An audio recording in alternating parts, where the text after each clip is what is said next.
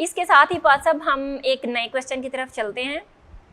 اچھا ایک اور بات ہے کہ پالوس رسول کے خطوط کو ہم کس طرح الہامی مان سکتے ہیں. اس میں آپ کو کچھ حوالہ جات بھی بتاتی چلوں کہ پہلا کرنتھیوں ہے اس کی 12ویں بھی آیت، 7ویں باب کی 12ویں آیت اور پھر 25ویں آیت، اس میں 2 ایسی باتیں ہیں. خیر میں آپ کو پڑھ کے بتا دیتی ہوں. اچھا پہلے میں پہلا کرنتھیوں 7ویں باب کی 12ویں آیت پڑھتی ہوں. باقیوں سے میں ہی کہتا ہوں نا خداوند کہ اگر کسی بھائی کی بیوی با ایمان نہ ہو اور اس کے ساتھ رہنے کو راضی ہو تو وہ اس کو نہ چھوڑے. ٹھیک ہے، ایک یہ بات ہے.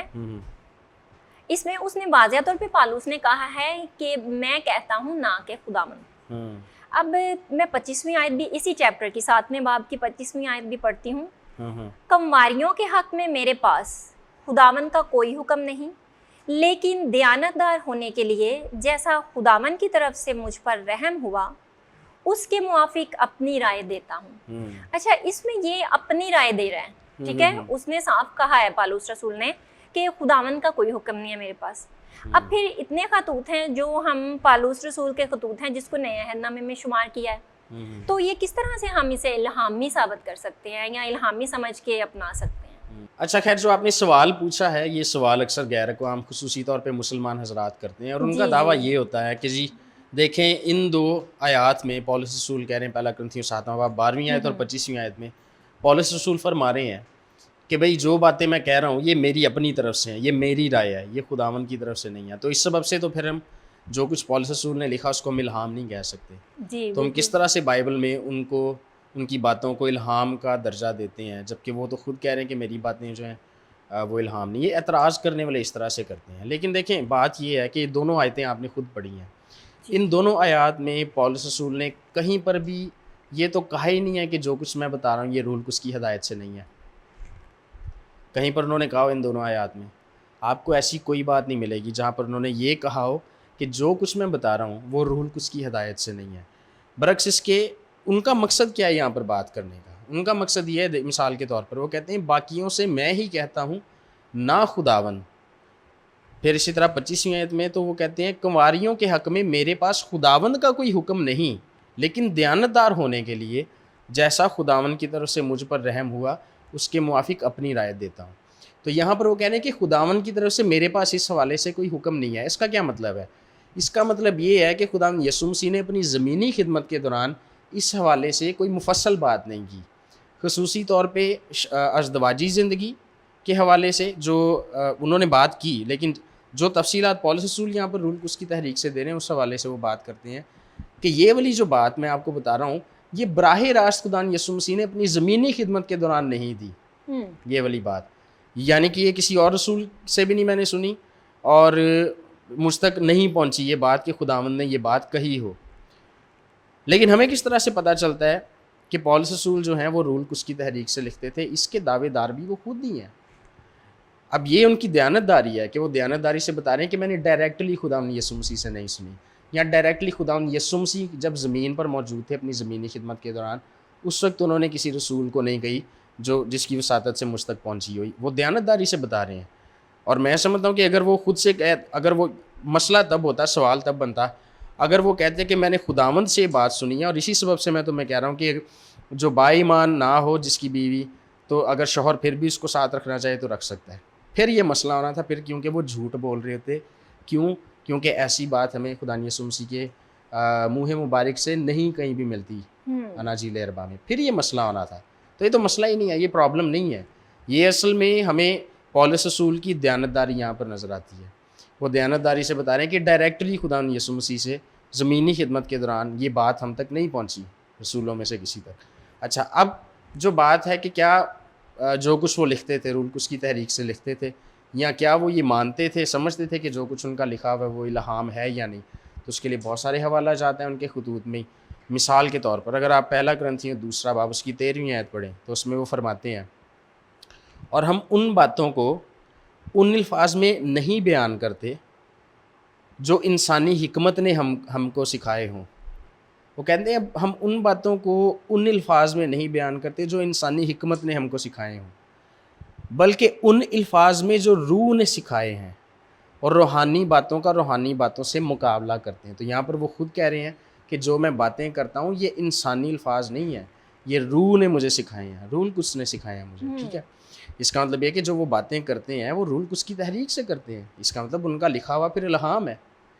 اس کے بعد پہلا کرنتھیوں 7واں باب 40ویں آیت میں وہ فرماتے ہیں لیکن جیسی ہے اگر ویسی ہی رہے تو میری رائے میں زیادہ خوش نصیب ہے, اور میں سمجھتا ہوں کہ خدا کا روح مجھ میں بھی ہے. اب یہاں پر وہ کہہ رہے ہیں کہ خدا کا روح مجھ میں بھی ہے. یہ جیسے ہم اپنے کلچر میں جب کوئی بات کرتے ہیں نا اور ہم بڑے کانفیڈنٹ ہوتے ہیں کسی چیز کے لیے, کسی بات کے لیے, تو ہم آگے سے پتہ کیا کہتے ہیں, مجھے پتہ ہے میں کیا بات کر رہا ہوں. یہ وہ والی بات ہے. اس انداز میں یہ کہہ رہے ہیں کہ خدا کا روح مجھ میں بھی ہے اور میں سمجھتا ہوں کہ خدا کا روح مجھ میں بھی ہے. اسی طرح پہلا کرنتھیوں 14واں باب اس کی 37 اور 38 آیت آپ پڑھیں تو وہاں پر لکھا ہے اگر کوئی, اب یہ بہت بڑی بات ہے, یہ جو بات میں ابھی پڑھنے لگا, یہاں پر وہ کہتے ہیں اگر کوئی اپنے آپ کو نبی یا روحانی سمجھے, اگر کوئی اپنے آپ کو نبی سمجھتا ہے یا روحانی سمجھتا ہے تو یہ جان لے کہ جو باتیں میں تمہیں لکھتا ہوں وہ خداوند کے حکم ہے, اس سے بڑی اور کوئی بات نہیں ہے.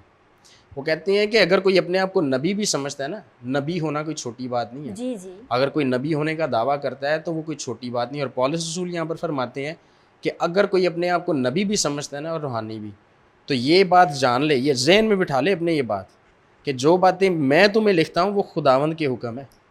وہ کہہ رہے ہیں میں خداوند کے حکم لکھتا ہوں.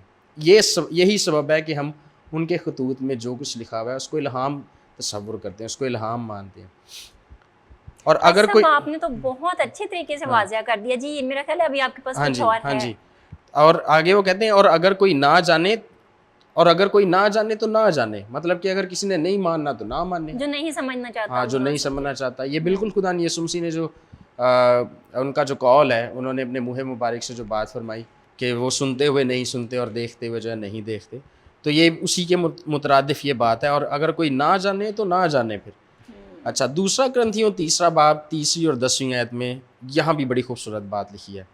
پولس رسول فرماتے ہیں کیونکہ تم اس کی دلیل چاہتے ہو کہ مسیح مجھ میں بولتا ہے اور وہ تمہارے واسطے کمزور نہیں بلکہ تم میں زور آور ہے.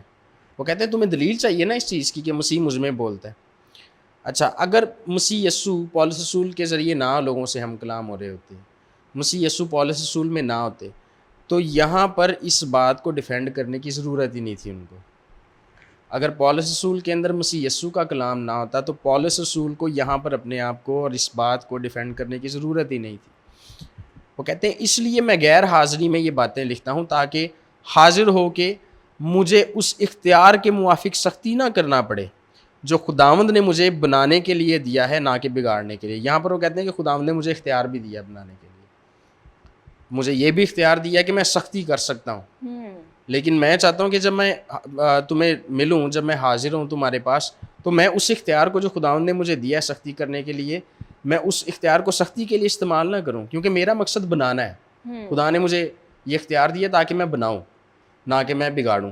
تو یہاں پر پولس رسول خود کہہ رہے ہیں کہ میرے پاس اختیار ہے, خداوند نے مجھے اختیار دیا, مسیح یسوع نے مجھے اختیار دیا. تو یہی سبب ہے کہ ان کے لکھے گئے جو خطوط ہیں وہ الہام تصور کیے جاتے ہیں, ان کو الہام مانا جاتا ہے. اس کے اوپر بھی ایک لمبی چوڑی بحث ہے, لیکن اس کے اوپر ہم پھر سے گفتگو کر سکتے ہیں کبھی مفصل طور پہ. البتہ پطرس رسول جو ہیں وہ بھی پولس رسول کی باتوں کو الہام مانتے ہیں, ان کی بھی گواہی موجود ہے بائبل کے اندر. اس کی کوئی آپ ہمیں دلیل دیں. ہاں جی, میں اس کا حوالہ, میں وہی تو کہہ رہا ہوں کہ اس کے اوپر ہم مفصل بات کر سکتے ہیں کہ کس طرح سے اور کیا وجوہات ہیں ہمارے پاس ایسی جن کی بنا پر ہم کہتے ہیں کہ پولس رسول نے جو کچھ لکھا وہ الہام ہے سارا. تو اس کے اوپر ہم پھر سے کسی وقت مفصل بات کریں گے. لیکن ابھی چونکہ اعتراض یہ تھا کہ پولس رسول اپنی باتوں کو کہتے ہیں کہ یہ خداوند کی طرف سے نہیں ہے, یہ اس کا مطلب ہے کہ یہ الہام نہیں ہے. تو ہم ان کو یہ دکھا رہے ہیں کہ پولس رسول نے تو اور بہت کچھ کہا, اور انہی سیم کتابوں میں کہا. پہلا کرنتھیوں میں جو ہے, پہلا کرنتھیوں سے میں نے آپ کو حوالہ جات دیے, اسی کتاب میں پولس رسول نے کہا کہ میں جو کچھ لکھتا ہوں خدا کی طرف سے. اگر کوئی اپنے آپ کو نبی بھی سمجھتا ہے تو وہ یہ جانے جو کچھ میں کہتا ہوں وہ خداوند کے حکم سے لکھتا ہوں, وہ خدا کا کلام ہے, وہ خدا کے احکامات ہیں. تو ہم صرف اس سوال کو ایڈریس کر رہے ہیں. لیکن جب ہم مجموعی طور پر اس کو ایڈریس کریں گے, اس بات کو کہ پولس رسول کا لکھا ہوا جو ہے الہام تھا یا نہیں, تو پھر اس میں ہم جتنی بھی باقی شہادتیں ہیں ان سب کو بھی کنسیڈر کریں گے. اچھا, صرف یہی نہیں, اگر آپ افسیوں 3 باب اس کی 2 سے 6 آیات پڑھیں تو وہاں پر پولس رسول کیا فرماتے ہیں. لکھا ہے شاید تم نے خدا کے اس فضل کے انتظام کا حال سنا ہوگا جو تمہارے لیے مجھ پر ہوا. اب وہ فضل کیا ہے؟ یعنی یہ کہ وہ بھید مجھے مکاشفہ سے معلوم ہوا. کس سے معلوم ہوا؟ مکاشفہ سے. اس کا مطلب یہ ہے کہ پولس رسول یہ کہہ رہے ہیں کہ مجھے مکاشفہ ملتا ہے. اچھا، چنانچہ میں نے پہلے اس کا مختصر حال لکھا ہے جسے پڑھ کر تم معلوم کر سکتے ہو کہ میں مسیح کا وہ بھید کس قدر سمجھتا ہوں. یہاں پر وہ کہہ رہے ہیں کہ میں مسیح کے بھید کو بھی سمجھتا ہوں جو اور زمانوں میں بنی آدم کو اس طرح معلوم نہ ہوا تھا جس طرح اس کے مقدس رسولوں اور نبیوں پر روح میں اب ظاہر ہو گیا. یعنی یہ کہ مسیح یسوع میں غیر قومی خوشخبری کے وسیلہ سے میراث میں شریک اور بدن میں شامل اور وعدہ میں داخل ہیں. یہ بھی نیکسٹ لیول کی یہاں پر پولس رسول نے بات کی ہے. وہ کہتے ہیں کہ پہلے نمبر پر مجھے مسیح کا جو بھید ہے وہ مکاشفے کی صورت میں ملتا ہے، مکاشفے سے مجھے معلوم ہوتا ہے. دوسرے نمبر پر وہ یہ کہتے ہیں کہ میں اس کو سمجھتا بھی بہت اچھے طریقے سے ہوں.